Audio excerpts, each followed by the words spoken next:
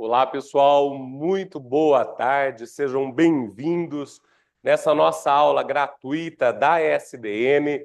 Para quem tem interesse ou quer descobrir o porquê a preparação para a segunda fase em Direito Empresarial é a mais fácil, é a mais tranquila de ser feita, quer pelo conteúdo, quer pela facilidade de identificação das peças. Eu sei que nós estamos aqui num sabadão à tarde, emenda de feriado, mas talvez seja uma tarde que pode mudar a sua vida, fazendo com que você passe da posição de estudante de direito para advogado. E esse é necessariamente o nosso objetivo aqui da ESDN. Mas veja só, em primeiríssimo lugar, eu quero que você saiba que um curso preparatório para a segunda fase da OAB não é um curso de advocacia empresarial. E por que eu digo isso? Porque há uma diferença entre a advocacia real, o que eu chamo sempre para os meus alunos de vida real, e a preparação específica, focada, destinada à preparação para a segunda fase do exame da OAB. As coisas mudam um pouquinho, o foco é diferenciado, e eu vou dar um exemplo para você. Quem é que usa vade-mecum no dia a dia? Qual é o advogado que na sua mesa tem um vade-mecum escrito? Quem é o estagiário ou estudante de direito que usa vade-mecum? Não existe mais isso. O computador facilita muito, achar as leis pela internet é muito mais simples, mas lá na prova da OAB é o vade-mecum que vai te ajudar e possivelmente salvar a sua prova. Então, nós precisamos aqui focar em localização das matérias pela lei escrita, que estará contigo e será, portanto, o seu melhor amigo no dia da prova. Quer ver um outro exemplo do que eu estou falando?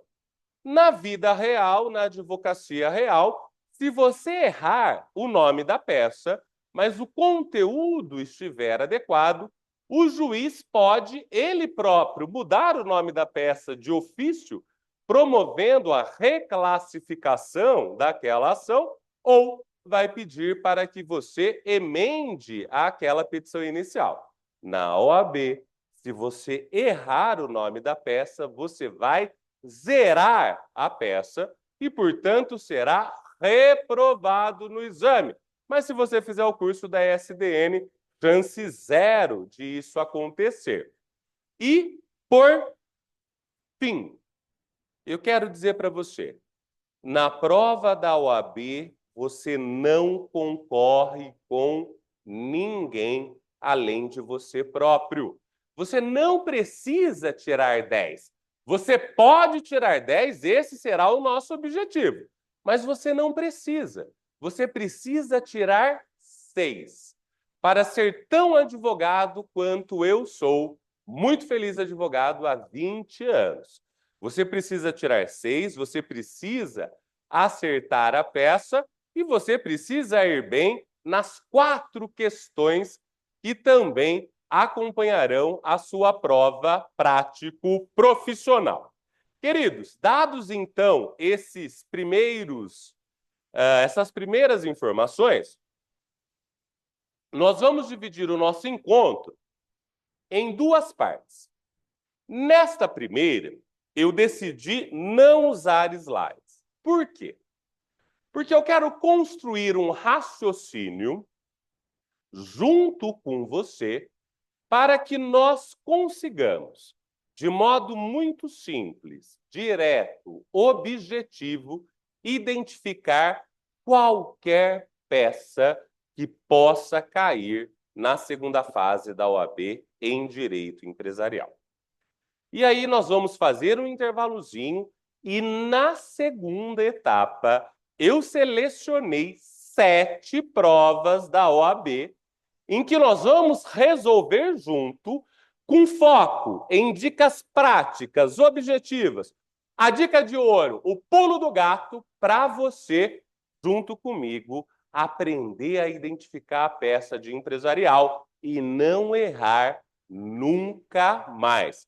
Então, vem junto comigo. Se você escolheu o direito empresarial para a segunda fase da OAB, você sabe, tudo vai girar em torno do conceito ou da atividade de empresa.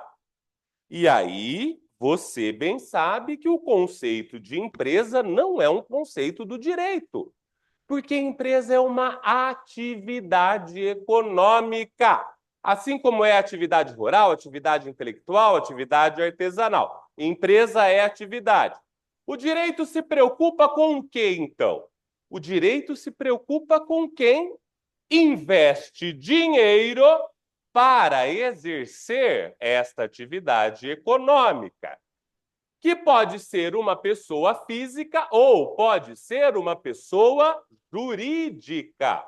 Sendo assim, a pessoa física que exerce a atividade empresária é o chamado empresário individual. E ele está previsto lá no artigo 966 do Código Civil.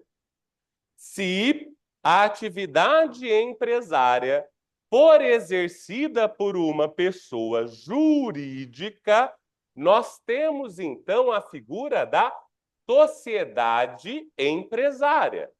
Pessoa jurídica organizada enquanto sociedade que exerce ela própria a atividade empresária. Está no Código Civil, está na Lei de Sociedade Anônima, que é a 6.404 de 76. Pois bem, deste conceito de teoria da empresa, em que a pessoa física, que é o empresário individual do 966, e a pessoa jurídica, que está prevista lá no artigo 44 do Código Civil, que é a sociedade empresária, o Código Civil ele vai estabelecer uma série de institutos complementares que nós devemos estudar e que se aplicam tanto ao empresário individual quanto à sociedade empresária. Isso começa lá no artigo 1142 do Código Civil, com o conceito de estabelecimento.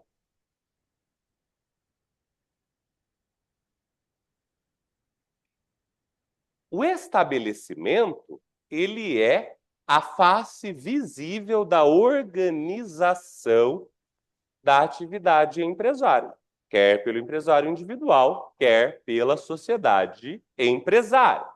E depois, para além do conceito de estabelecimento, do contrato de trespasse de estabelecimento, a teoria da empresa exige que a gente estude nome empresarial, registro das empresas, livros obrigatórios das empresas e auxiliares, prepostos, contabilistas que auxiliam o exercício da atividade empresária. E, por fim, dentro deste primeiro tópico, que é o tópico da teoria da empresa, anota aí. Pega papel e caneta, vamos treinar essa letra, que essa letra não precisa ser bonita, mas precisa ser legível para a prova da segunda fase. Você precisa estudar também uma parte da Lei Complementar 123 de 2006, que é a lei que trata das microempresas e das empresas de pequeno porte. E o MEI, microempreendedor individual, também está previsto nesta lei complementar. Anota novamente, 123 de 2006. Lembrando que microempresa, empresa de pequeno porte, não é um tipo de empresa, é apenas um enquadramento previsto em lei para que empresas que faturam até R$ 360 mil por ano, estas são as microempresas, ou até R$ 4.800.000 por ano, e estas são as empresas de pequeno porte, a primeira conhecida pela sigla ME, a segunda, conhecida pela sigla EPP, são enquadradas de acordo com o faturamento para obter benefícios fiscais, dentre outros previstos em lei. Este é o conceito de teoria da empresa. A gente estuda o empresário, sociedade empresária, estabelecimento, nome empresarial, LC 123 de 2006 e por aí vai. Mas eu preciso agora trazer mais uma informação.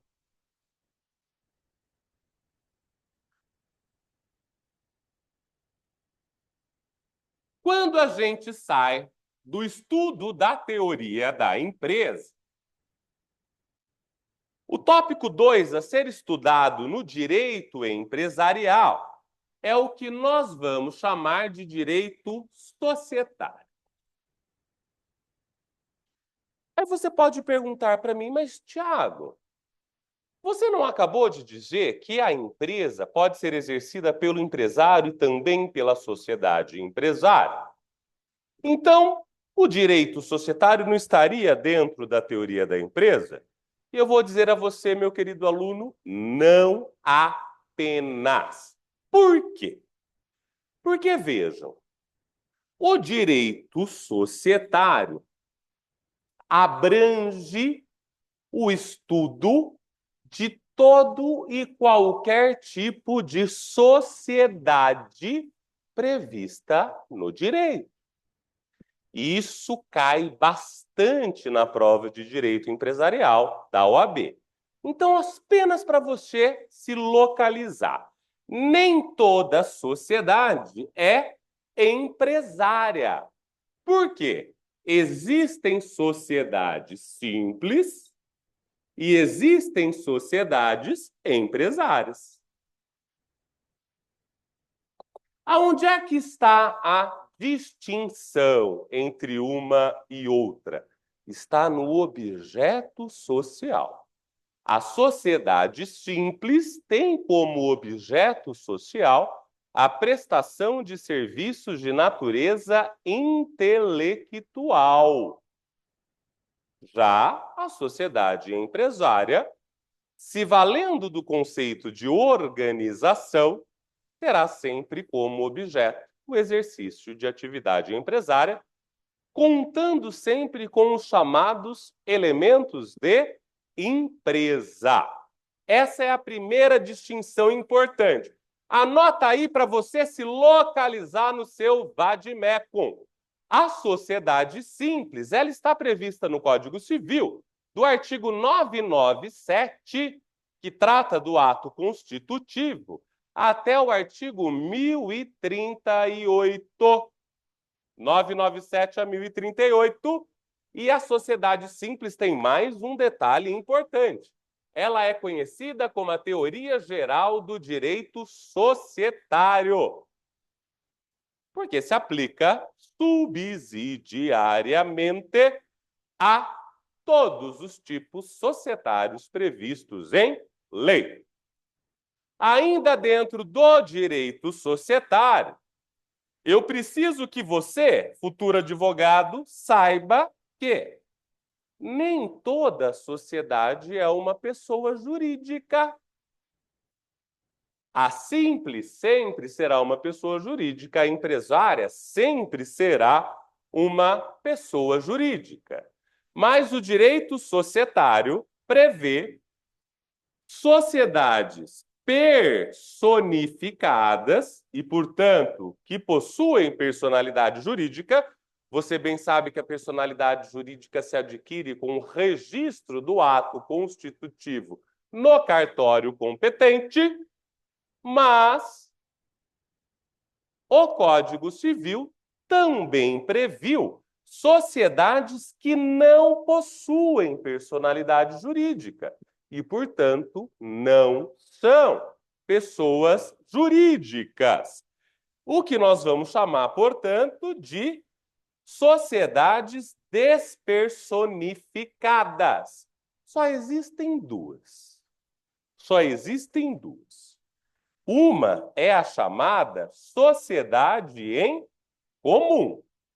E a outra é a chamada Sociedade em conta de participação, conhecida pela sigla SCP.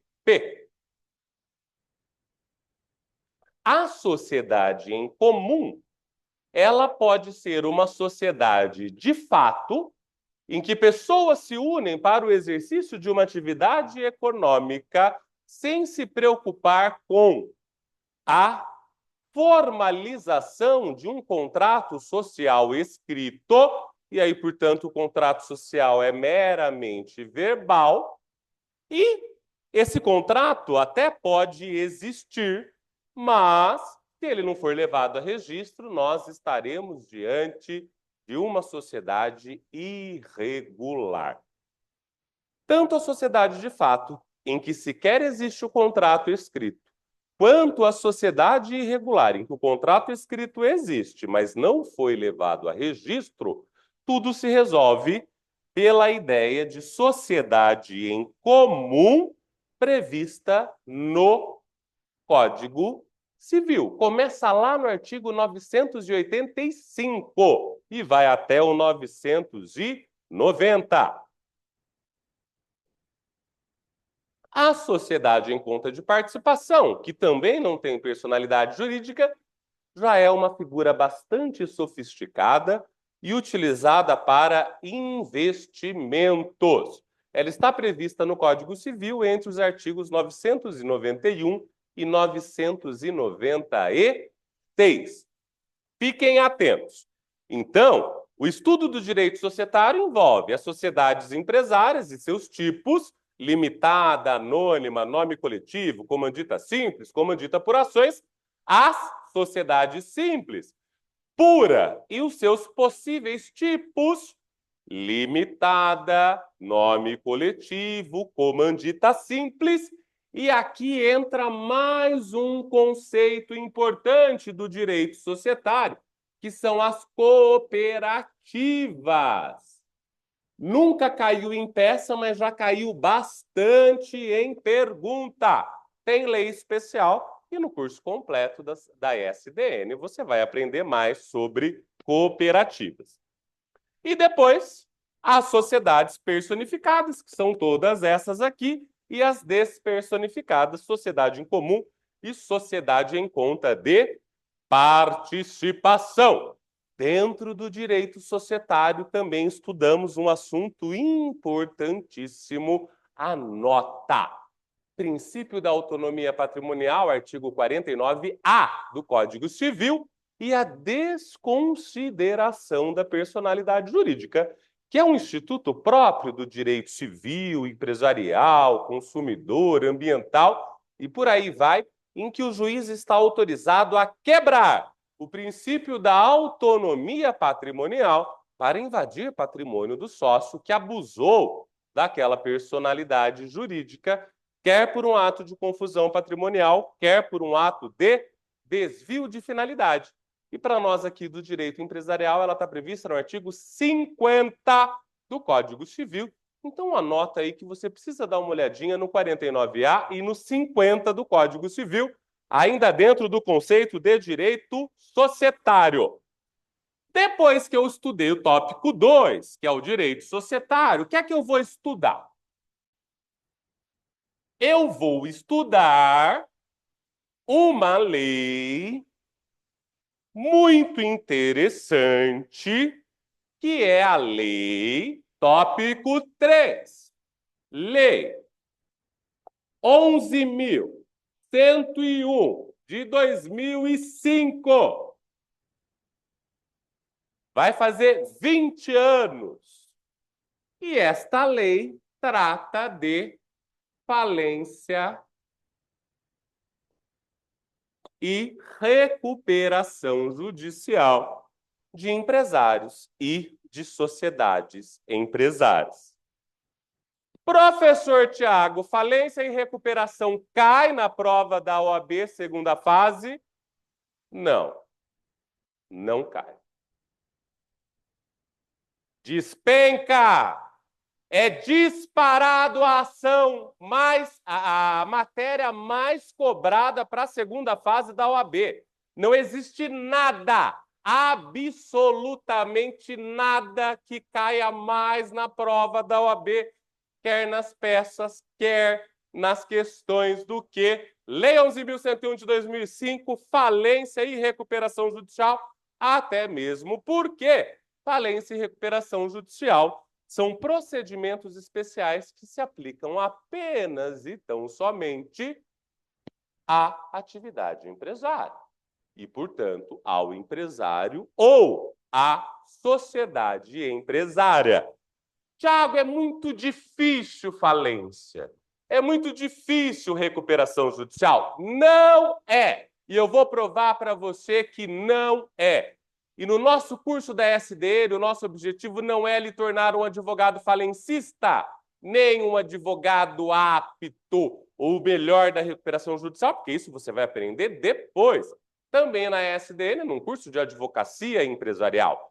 O que nós vamos ensinar para você é aprender os conceitos, os objetivos e como você se localiza na Lei 11.101 de 2005 para resolver qualquer peça, para identificar qualquer peça e para solucionar qualquer questão da segunda fase da OAB e assim ser aprovado. Tópico 4. Títulos de crédito. Tiago, títulos de crédito cai bastante? Olha, na minha opinião, cai menos do que poderia cair. Mas, infelizmente, está aqui no título de crédito o grande trauma dos alunos de direito empresarial, porque não é uma matéria assim simplesinha de ser entendida. Geralmente ela é dada na faculdade muito no comecinho, em que, infelizmente, o estudante de direito ele ainda não tem repertório suficiente para entender os títulos de crédito. Mas deixa eu lhe fazer um convite. Vem comigo. Venha entender definitivamente o que são os títulos de crédito. Qual a sua função no mercado? Qual a sua função na economia? Qual a sua função para o direito empresarial? Vamos aprender crédito, aval, protesto, endosso, cadeia de responsabilidade. Eu prometo para você que é tudo bem tranquilo. E os títulos de crédito caem com bastante frequência na prova, quer como fundamento da peça, quer como perguntas lá das perguntas discursivas. E aí, depois de títulos de crédito e falência, qual é o próximo tópico que nós vamos estudar? Aí, nós vamos estudar um tópico lá no direito material que quase nunca caiu. Ouçam o que eu estou dizendo. Quase nunca caiu como fundamento da peça, mas com alguma frequência cai para perguntas. Então é muito simples. Você não tem que decorar nada. Você precisa apenas entender o conceito e a formulação dos chamados contratos empresariais. Muitos deles previstos no próprio Código Civil e outros tantos previstos em legislação esparsa. Exemplo, lei de locação. Nós precisamos estudar a Lei 8.245 de 1991, especificamente no tópico que trata de locação em shopping center e demais locações não residenciais, e que, portanto, são as antigas locações comerciais, hoje chamadas de locações empresariais. Essa aqui é a parte mais fácil, mais gostosa, mais tranquila. Vem comigo que você vai ficar expert nos contratos empresariais para a prova da OAB. E o sexto tópico é o estudo da Lei 9279 de 96, que é a famosa Lei de propriedade industrial, aonde a gente estuda marcas, patentes e modelos de utilidade. E nem é a lei inteira que a gente tem que estudar para a prova de empresarial, hein? São tópicos específicos, são questões específicas. Queridos, de relevante dentro do direito material, para uma prova de direito empresarial que faz de você advogado, são só esses 6 tópicos que nós vamos estudar. É por isso que eu digo, direito empresarial é a mais fácil, não apenas porque é a mais fácil de identificar a peça, e eu vou mostrar isso para vocês, mas também porque é a que possui o menor conteúdo. Olha civil. Civil, eu particularmente também não acho difícil. Mas você tem que estudar a teoria geral do direito civil, obrigações, contratos, responsabilidade civil, direitos reais, família, sucessão e mais um monte de coisa fora do Código Civil. Penal eu nem sei do que se trata. Agora, aqui no empresarial, 6 tópicos: teoria da empresa, direito societário, falência e recuperação, contratos empresariais, títulos de crédito e propriedade industrial. Eu garanto que se você fizer o curso da ESDN, estudar bem esses 6 tópicos, você será, muito em breve, advogado. E esse aqui é o nosso objetivo. Feito? Marcaram, anotaram, estão anotando no caderno, vamos treinar essa letra para ela ficar bonita e legível para o dia da prova. Queridos, qualquer fundamento, então, de direito material a ser explorado na peça estará dentro de um destes 6 tópicos do direito material, do direito empresarial. Pois bem,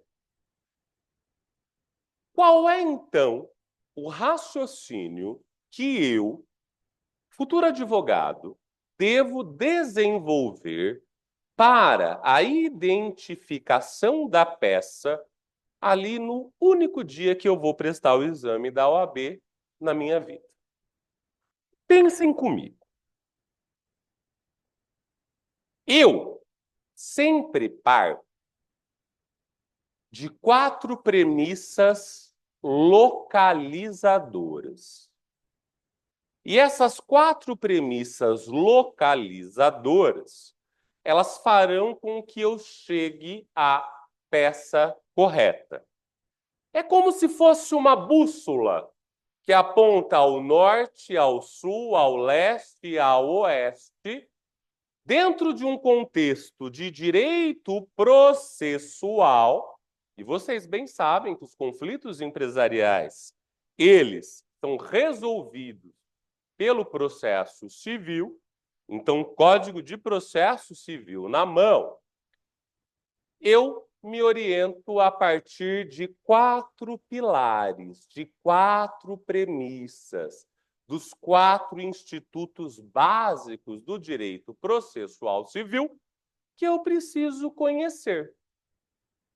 E os conhecendo, eu sei exatamente onde eu estou e para onde eu vou.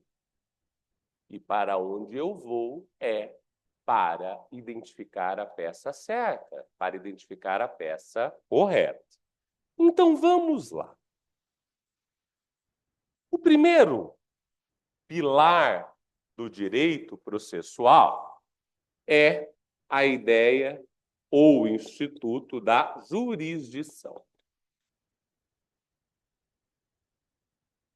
Perfeito? Jurisdição é o poder, o exercício do poder de solucionar um conflito de interesse. Via de regra, a jurisdição é estatal, que será exercida pela justiça comum ou pela justiça especializada. E a justiça comum, como os senhores bem sabem, pode ser a justiça federal ou a justiça estadual. Correto? Entretanto, e a justiça especializada eleitoral, militar e do trabalho não se aplica ou não vai cair, não tem como cair na prova de empresarial.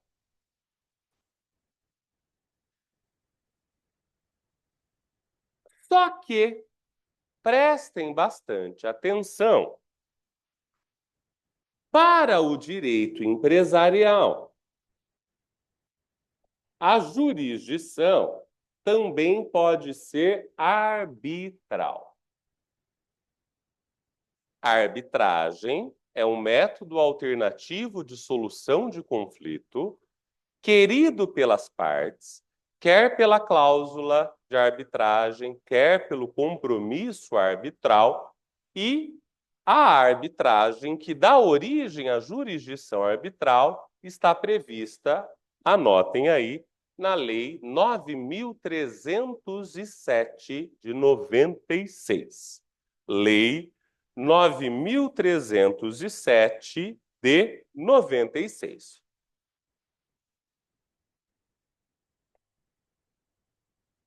Os procedimentos da arbitragem em si, ele não cai na peça prático-profissional. Mas existem questões na arbitragem, como cumprimento de sentença arbitral, ação anulatória de sentença arbitral, pedido de tutela de urgência, não é? No procedimento arbitral, todos eles vão para a jurisdição estatal comum dentro da justiça estadual. E é isso que pode cair na OAB. Perfeito? Agora, queridos, uma prova de segunda fase da OAB, será que pode ter alguma ação cuja competência seja da Justiça Federal? Pode.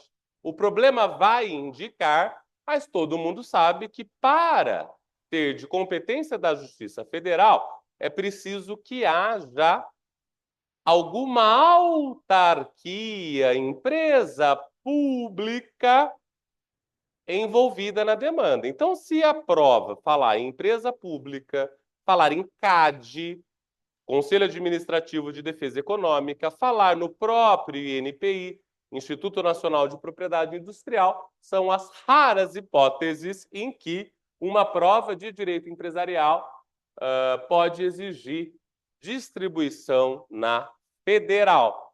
Quase tudo do direito empresarial tem competência na Justiça Comum Estadual. Fechou? Qual que é a segunda baliza da minha bússola processual? A primeira é jurisdição, a segunda é ação. Ação. Ação. Olha só. Ação é um direito subjetivo de invocar a jurisdição para solucionar um conflito de interesse. Porque a jurisdição, quer a arbitral, quer a estatal, ela é inerte e, portanto, ela precisa ser provocada. E ela é provocada pelo Instituto da Ação. Ação, ela é intangível. Ela é um instituto e ela se materializa, ela se instrumentaliza por um ato processual que os senhores bem conhecem, chamado petição inicial. Então, pega a dica de ouro do professor Tiago agora. Se o enunciado da OAB, do problema da peça da OAB, lhe trouxer uma série de fatos uma série de fatos, conta uma história e pede para que você, enquanto advogado, proteja o interesse do seu cliente, tome medidas judiciais cabíveis e não há nenhuma informação sobre a existência de um processo anterior, escreva o que eu estou dizendo, a prova da OAB está lhe exigindo uma petição inicial. No direito empresarial é o que mais cai. A prova da OAB se tornou unificada e, portanto, nacional há pouco tempo. Até agora, antigamente, cada OAB de cada unidade da federação fazia a sua própria prova da OAB. Das 42 provas unificadas, portanto, dos 42 exames unificados da OAB, a segunda fase de direito empresarial exigiu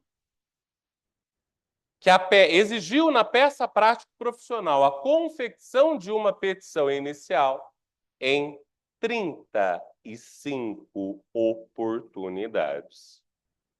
Das 42 provas da OAB,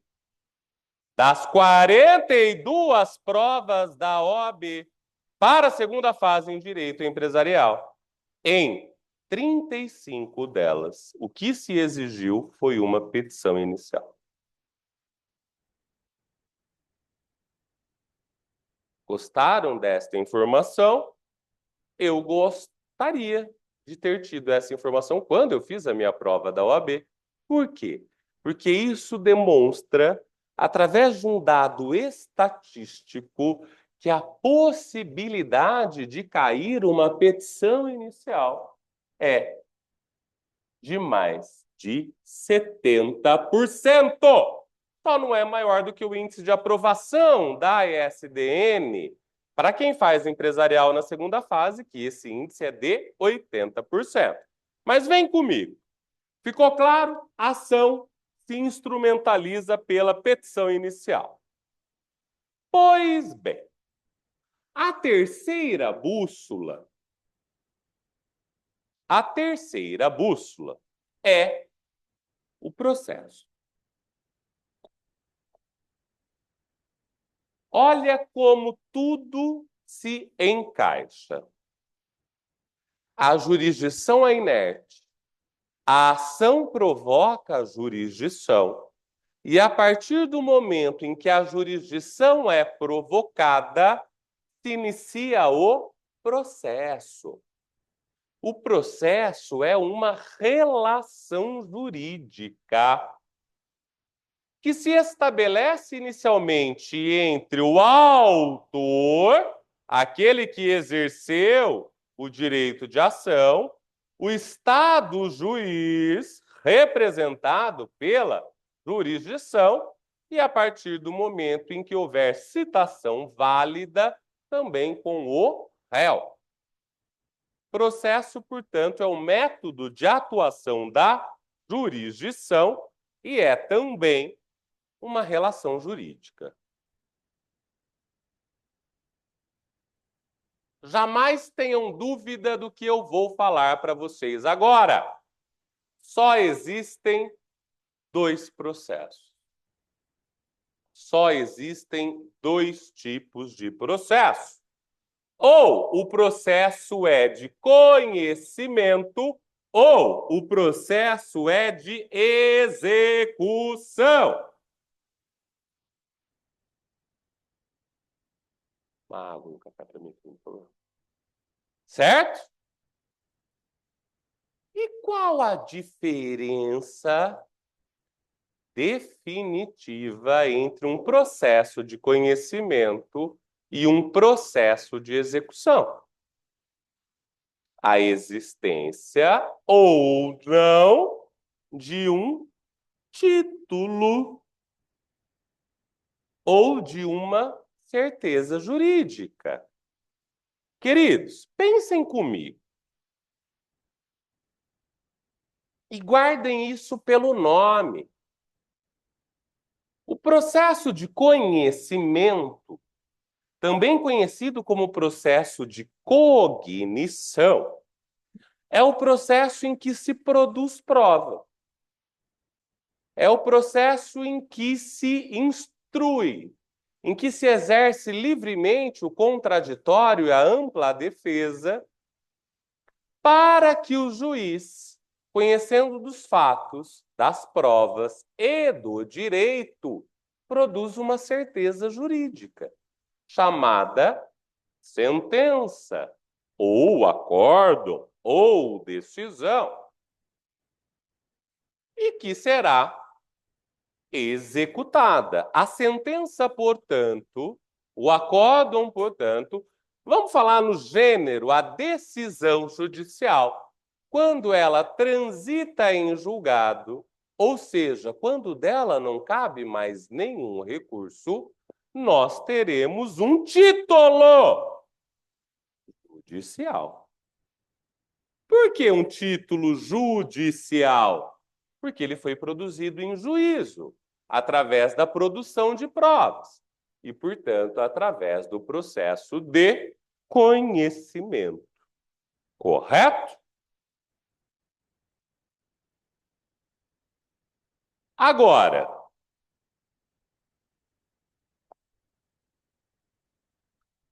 existem determinados documentos que a própria lei atribui os requisitos de certeza, de liquidez e de exigibilidade, que já contam com esta certeza jurídica. E aí, portanto, a única prova necessária para a concretização do direito previsto naquele documento é o próprio documento. O exemplo melhor que nós temos são os títulos de crédito. O cheque, a nota promissória, a duplicata, as cédulas, a letra de câmbio. O contrato também assinado pelas partes e por duas testemunhas. Se eu já tenho certeza jurídica, se o próprio documento já prova tudo, por que eu preciso de um processo de conhecimento? Não preciso mais dele. Porque eu já tenho certeza jurídica. A tradução de certeza jurídica é a ideia de título, que nós vamos chamar de título executivo. Se ele foi produzido através do processo de conhecimento, ou do processo arbitral, ou da homologação de uma sentença estrangeira, esse título ele é judicial. Agora, se o título for decorrente de um documento ao qual a própria lei atribui esta eficácia de certeza jurídica, liquidez e exigibilidade, o título será extrajudicial. Perfeito?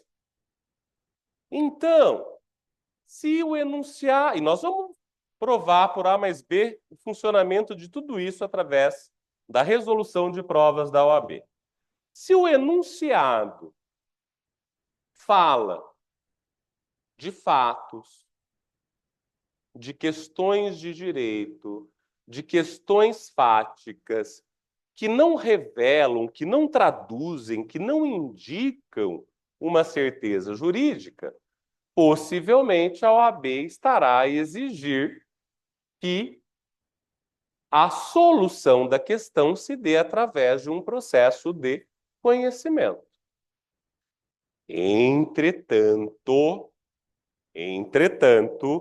se o enunciado da OAB for claro acerca da existência de um título executivo judicial, anotem: sentença arbitral,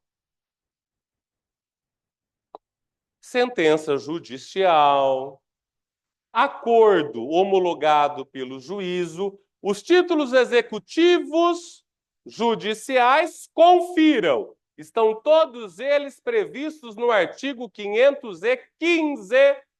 Carolina, confirma para mim se é exatamente isso, a minha memória continua boa. Artigo 515 do Código de Processo Civil trata dos títulos executivos judiciais. O rol é taxativo. Já os títulos executivos extrajudiciais, Ana Falqueiro confirma para mim, estão todos previstos e o rol também é praticamente taxativo, artigo 783 do Código de Processo Civil. E aí a gente precisa saber quais são. E precisa decorar? Claro que não precisa decorar nada, porque você vai levar o vadimeco no dia da prova. Você só tem que saber ter a capacidade de localizá-lo. Agora, queridos, eu vou apagar aqui, porque antes de eu passar para o último ponto da nossa bússola, eu tenho mais uma informação importante.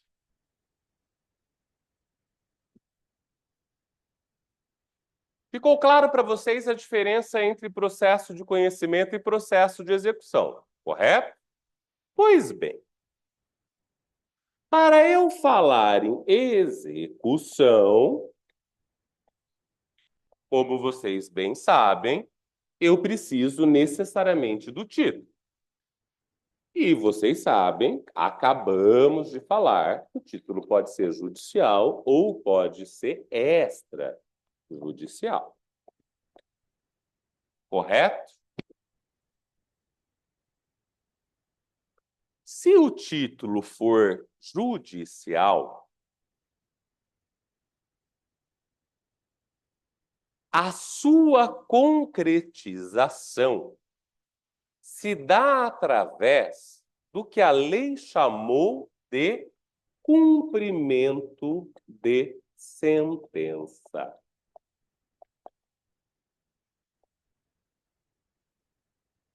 Que começa lá no artigo 520 do Código de Processo Civil. Agora, se o título for extrajudicial, aí nós teremos um processo de execução. Portanto, aquele processo de execução que começa, se não me falha a memória, lá no artigo 787 do Código de Processo Civil, ele é aplicado para os títulos executivos extrajudiciais. Cheque, nota promissória, debêntures, letra de câmbio, duplicata, que é o título de crédito mais importante, cédulas de crédito e qualquer outro documento a que a lei ou as partes atribuam a eficácia de título executivo extrajudicial. Mas saibam, só muda no comecinho, porque lá no cumprimento de sentença, calcada, portanto, em título judicial, a parte devedora será intimada por intermédio do seu advogado a pagar no prazo de 15 dias. E se assim não o fizer, o valor da dívida sofrerá o acréscimo de 10% de honorários advocatícios e mais 10% de multa. Não é um bom negócio. E são poucos, né, os motivos ou as matérias para você fazer uma impugnação, por exemplo, ao cumprimento de sentença.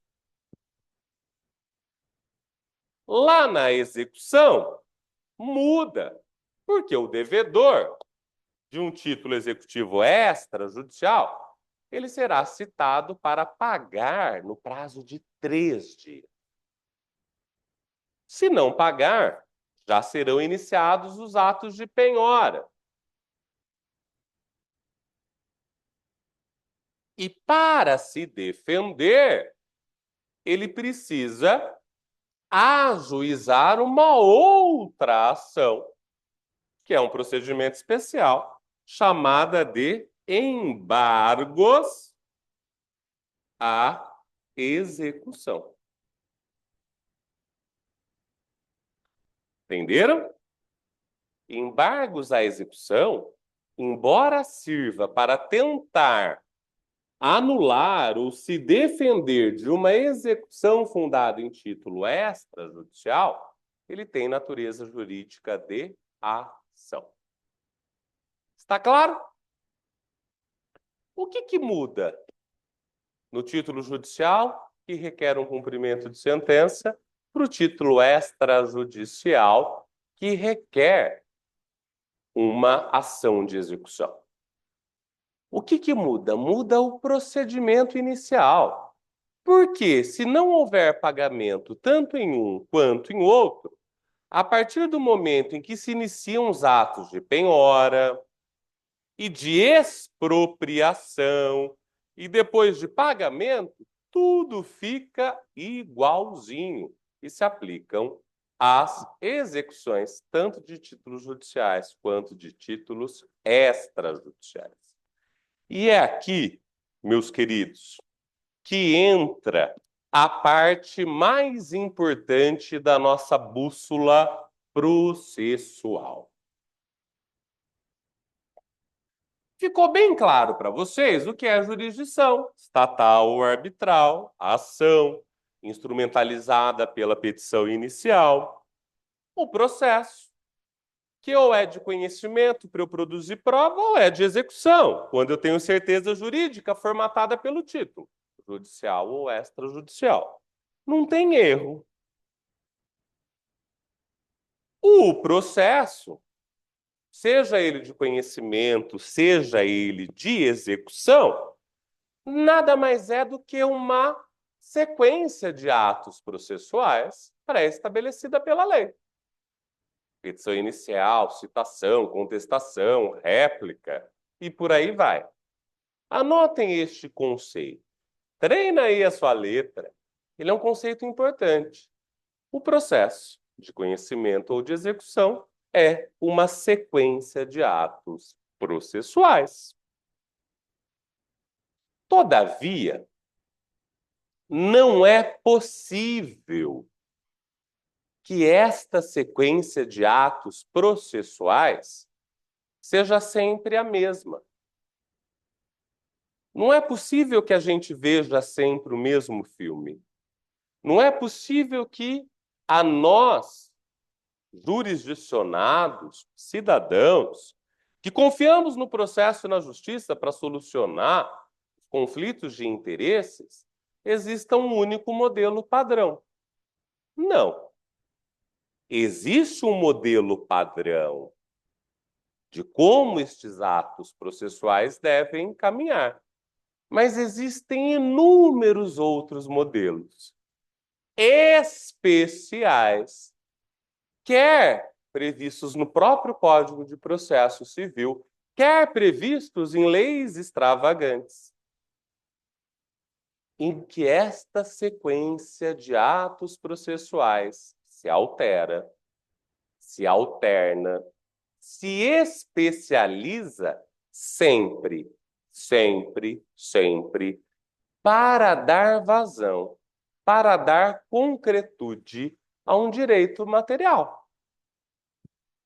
Que, no nosso caso, um direito material ligado ao direito empresarial ou ao direito civil, naquilo que se aplica. Eu estou falando, então, do procedimento. Vejam, enquanto o processo é uma sequência de atos processuais, o procedimento é um modo de caminhar destes atos processuais. O procedimento, portanto, é o rito. Rito. Rito. O modo de caminhar dos atos processuais. E aí eu tenho o procedimento comum, também chamado de ordinário, e o procedimento especial.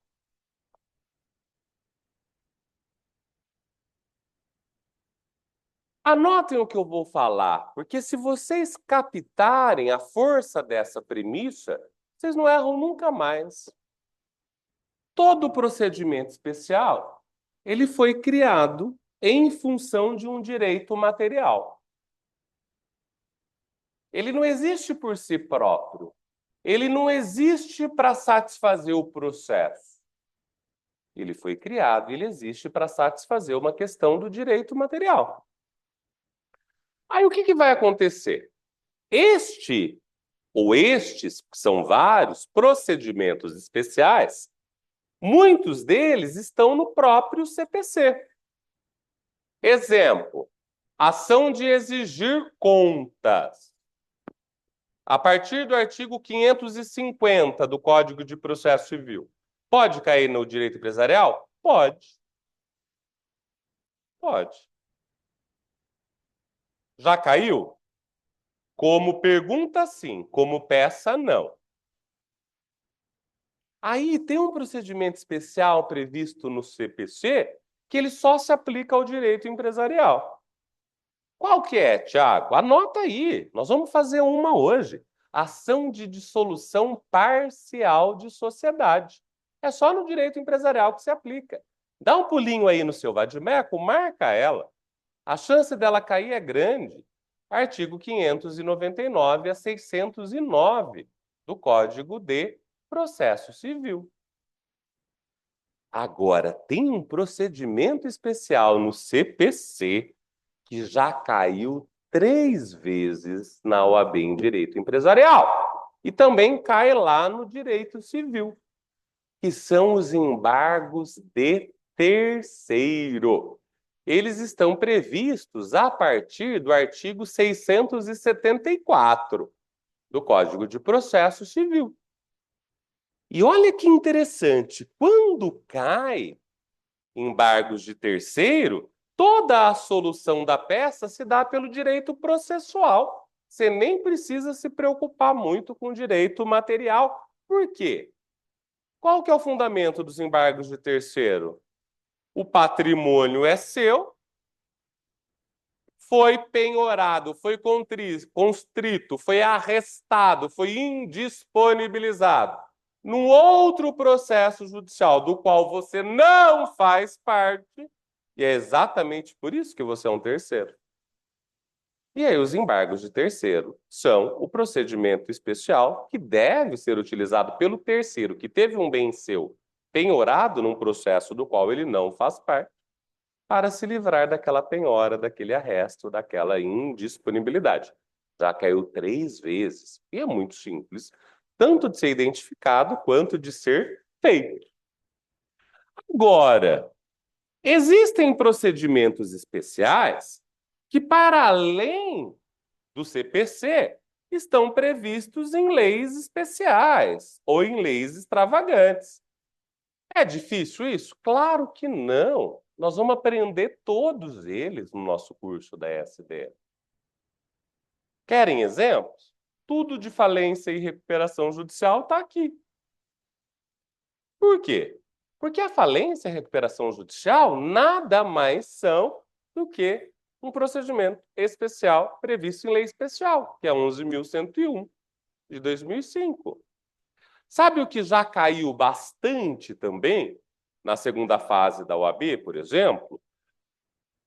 Ação renovatória de locação comercial, ação de despejo, que são procedimentos especiais envolvendo locações empresariais, que estão todos eles devidamente previstos e delineados na Lei de Locação. Querem anotar? Lei 8.245 de 91. Pessoal, não tem erro. E também lá no processo de execução, nós também temos procedimentos diversos. O basicão, né, é ação de execução de título executivo extrajudicial contra devedor solvente, em que a obrigação seja de pagar, o cara está devendo dinheiro. Você também tem procedimento para obrigação de fazer, procedimento para a obrigação de entregar coisa certa ou incerta, e por aí vai. Não tem erro, é bastante simples. A regra é, se não houver um procedimento especial específico, né, delineado para uma determinada solução, o que é que vai ter exigido? Procedimento comum. O procedimento comum a gente conhece bem. É aquele que a gente estuda a faculdade inteira no direito processual civil. É aquele que começa com a petição inicial, o réu é citado para apresentar uma contestação, e nessa contestação ele pode, eventualmente, apresentar também uma reconvenção. Dos 42 exames da OAB, apenas uma vez caiu contestação. Uma única vez, em único exame, caiu contestação. A contestação é uma peça ampla em que se pode alegar as preliminares de contestação, que estão lá no artigo 337 do Código de Processo Civil, e também, em defesa de mérito, fatos modificativos, extintivos, suspensivos do direito do autor. Diante de uma contestação que alega preliminares e matérias de mérito, para que seja atendido o princípio do contraditório, o processo volta ao autor para que ele se manifeste em réplica. E a réplica é uma peça processual tão importante quanto a petição inicial e a contestação. Uma única vez no direito empresarial caiu réplica, mas é perfeitamente possível de que ela seja exigida numa peça prático-profissional. Autor falou em petição inicial, réu falou em contestação, autor volta a falar em réplica. Lembrando que, anotem o que eu vou dizer, se na contestação o réu ofertou reconvenção, a próxima manifestação do autor também é dupla, porque ele responde à contestação em réplica e deve contestar o pedido reconvencional formulado pelo réu. Ficou claro isso? Eu posso ter uma contestação simples que só exige réplica, mas eu posso ter uma contestação com reconvenção. Tudo se faz no mesmo ato processual. E aí a resposta aqui precisa ser a réplica à contestação e a contestação à reconvenção. Depois disso, segue-se a fase instrutória, produção de provas, audiência de instrução e julgamento, e do ponto de vista da peça prático-profissional, a única coisa a mais que tem chance de cair são as alegações finais em forma de memorial. É bastante importante também. Lá no penal cai bastante. Aqui, em empresarial, salvo engano, nunca caiu, mas no direito civil já caiu uma peça que era alegações finais em forma de memorial, porque são as alegações finais escritas. E é, de fato, também uma peça bastante importante, que serve basicamente para que as partes confrontem os argumentos postos, quer na ação, quer na contestação, com as provas que foram produzidas. Sobretudo quando essas provas foram colhidas em audiência de instrução. E aqui estou falando de depoimento pessoal, prova oral e, eventualmente, pericial. Correto? Sentença: embargos de declaração é o recurso que cabe de toda e qualquer decisão. A OAB nunca exigiu em direito empresarial e, pelo contrário, ela quase sempre estabelece no seu enunciado de prova que a peça cabível não é os embargos de declaração. Não são os embargos de declaração. Lembrando que os embargos de declaração previstos ali a partir do artigo 522 do Código de Processo Civil são um recurso de fundamentação vinculada.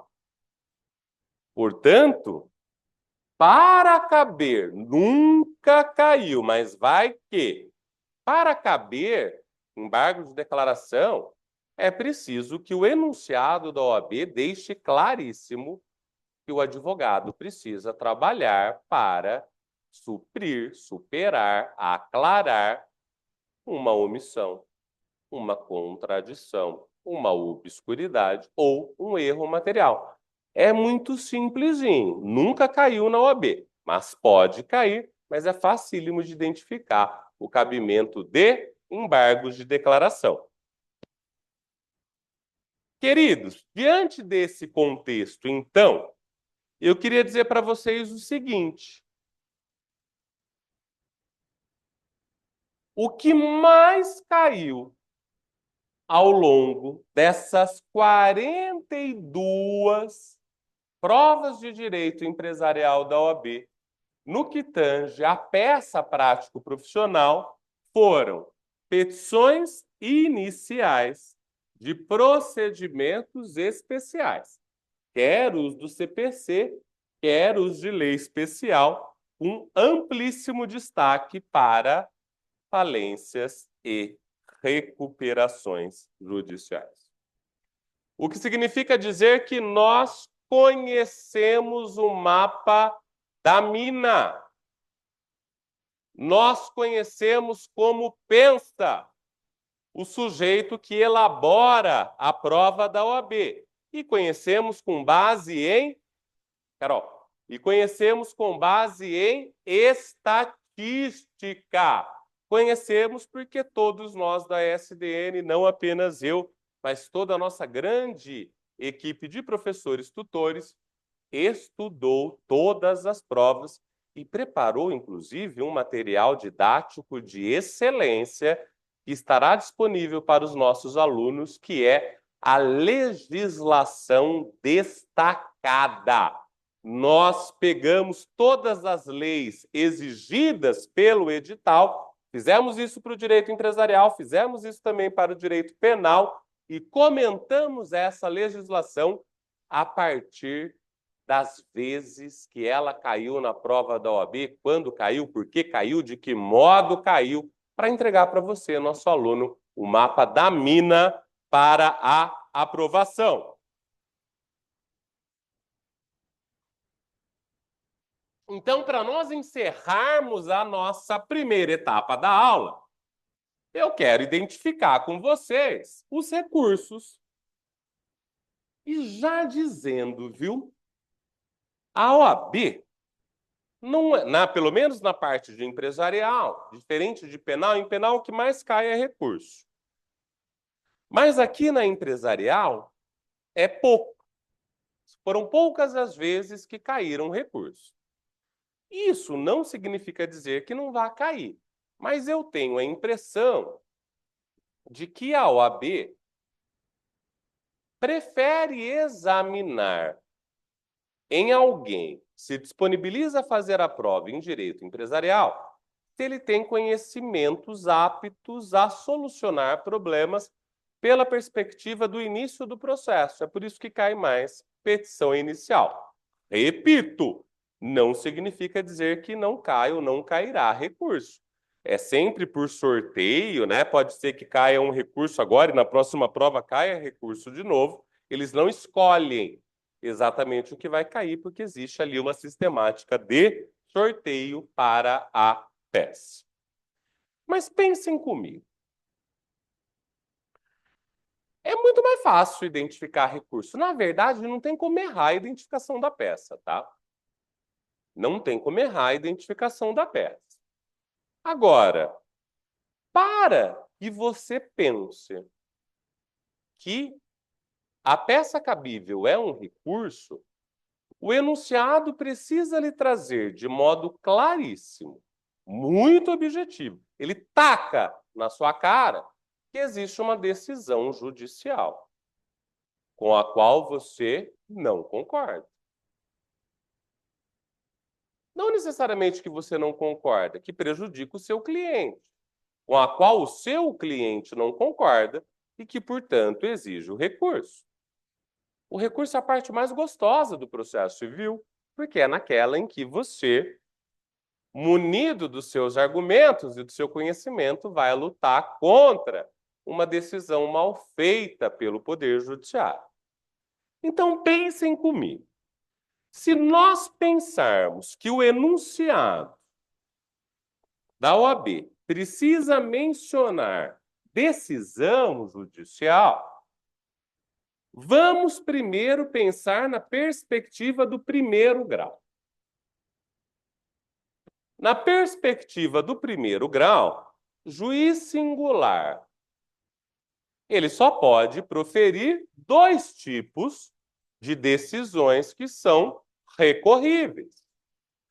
Ou será uma decisão interlocutória, ou será uma sentença. Correto? Com ou sem resolução de mérito. Perfeito? Queridos, nem toda decisão interlocutória é recorrível. Mas é evidente que se o recurso cabível, que se o objetivo do examinador da OAB for pedir que você tenha conhecimento em recurso, elabore um recurso, é evidente que eles vão colocar uma decisão interlocutória recorrível. E aí, o recurso que ataca, que impugna, que enfrenta uma decisão interlocutória é o recurso de agravo de instrumento. Ele está previsto lá nos artigos 1015 e seguintes do CPC. Por que eu disse que nem toda decisão interlocutória ela é recorrível? Exatamente porque o artigo 1015 do Código de Processo Civil ele vai estabelecer um rol taxativo. E que no curso regular da SDN nós vamos aprender a enfrentar, entender o que é uma decisão de mérito, que o agravo de instrumento sempre caberá em determinados procedimentos especiais, liquidação, cumprimento de sentença, execução e por aí vai. Perfeito? E se nós estivermos diante de uma sentença, o recurso cabível é o recurso de apelação. Correto? Esses são os dois recursos principais do sistema recursal brasileiro. Contra a decisão interlocutória, cabe agravo de instrumento. Decisão interlocutória, as principais são aquelas que lidam com tutelas provisórias. Tutela de urgência, antecipada, cautelar, tutela de evidência.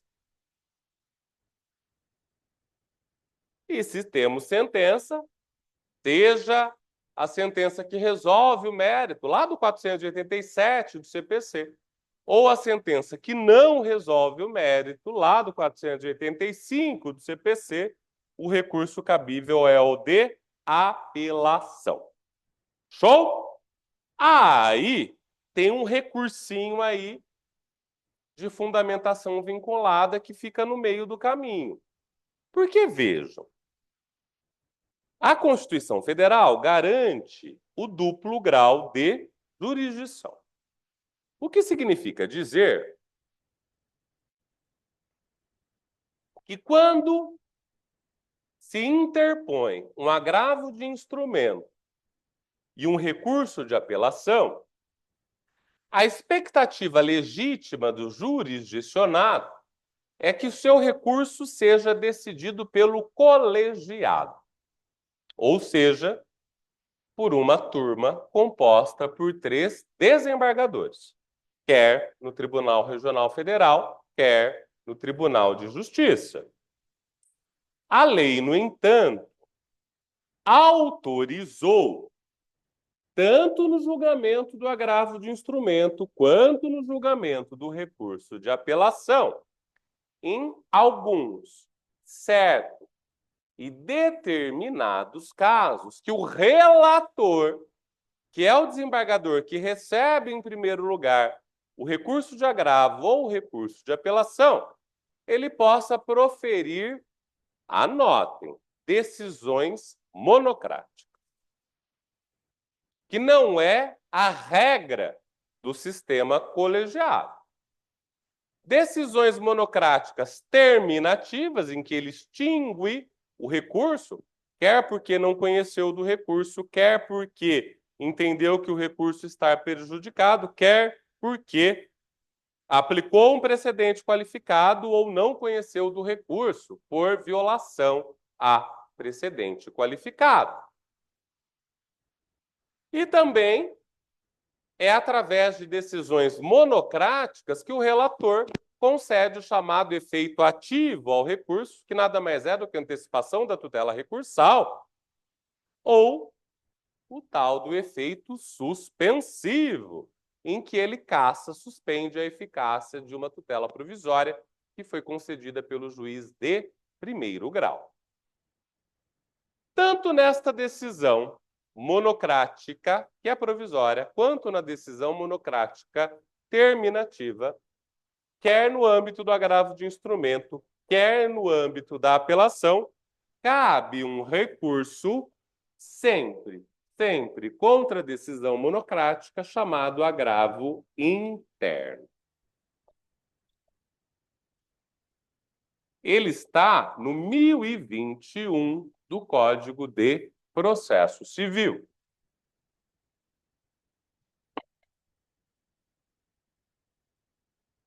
Nunca foi exigido na prova de empresarial da OAB.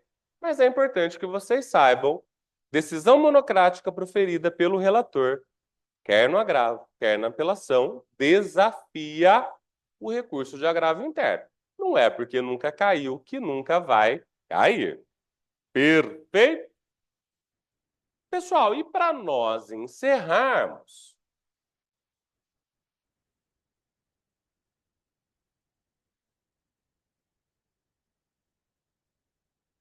pensem comigo.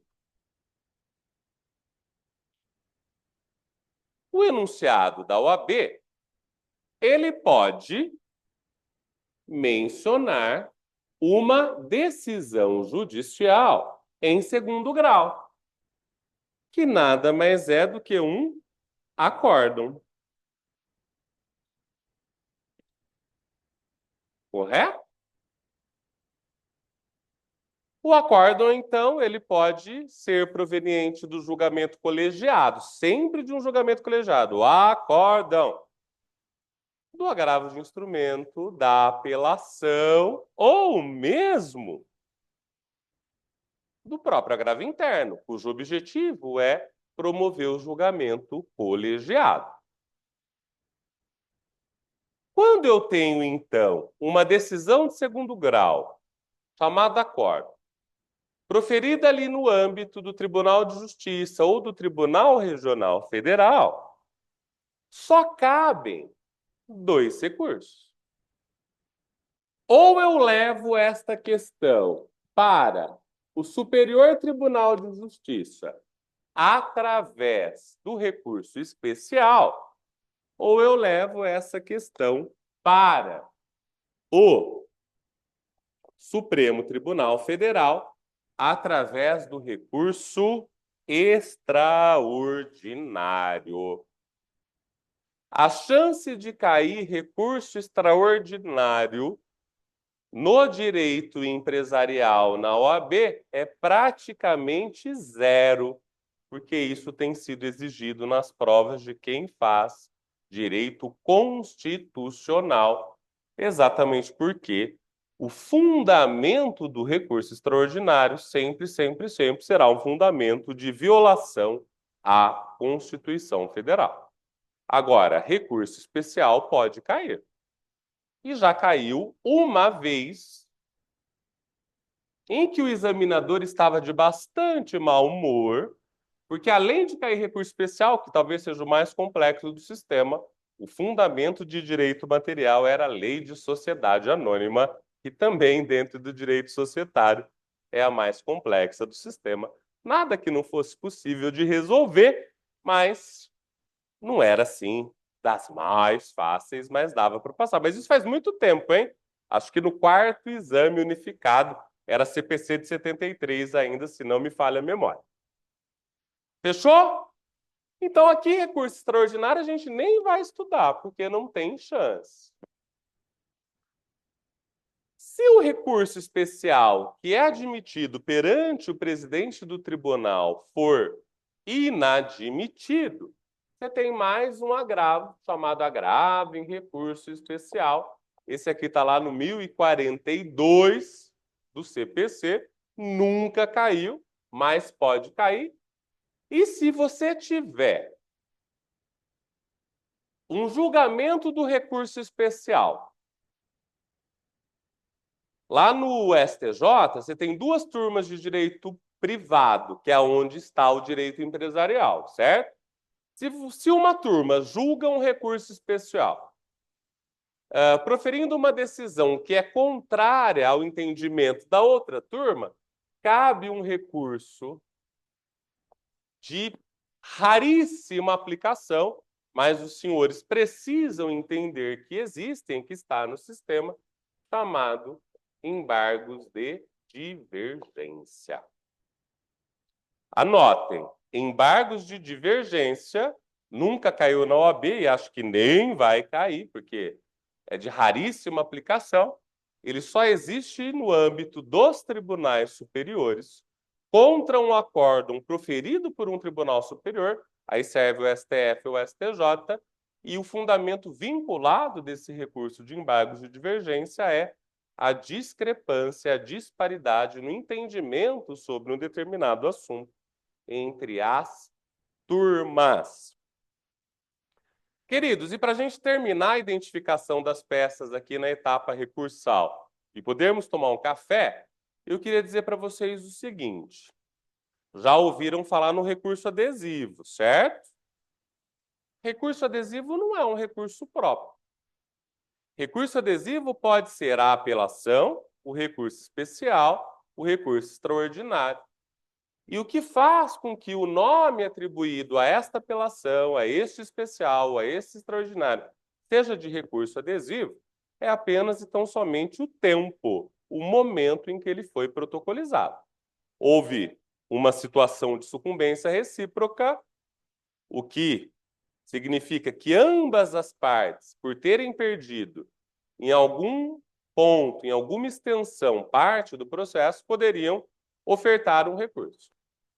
Alguém ofertou, o outro não ofertou, e aí, se aquele que deixou de apresentar o recurso terá que contrarrazoar o recurso do outro, ele também poderá aderir àquele recurso e apresentar o recurso adesivo, que nada mais é do que aquela apelação, aquele especial ou aquele extraordinário que ele não tinha prazo para apresentar, mas deixou quieto e agora só de birra ele vai fazer o recurso adesivo também. Queridos, são 3h30, nós vamos parar 15 minutinhos para ir ao banheiro, tomar um café. E eu separei 7 peças que caíram em direito empresarial da OAB nós vamos identificar juntos, eu vou dar um monte de dica, e aí eu tenho certeza que nesse sábado, 3 de maio de 2025, é o dia em que você definitivamente vai entender o porquê direito empresarial é a matéria mais fácil para sua aprovação na segunda fase da OAB. Toma um café e volta daqui 15 minutinhos.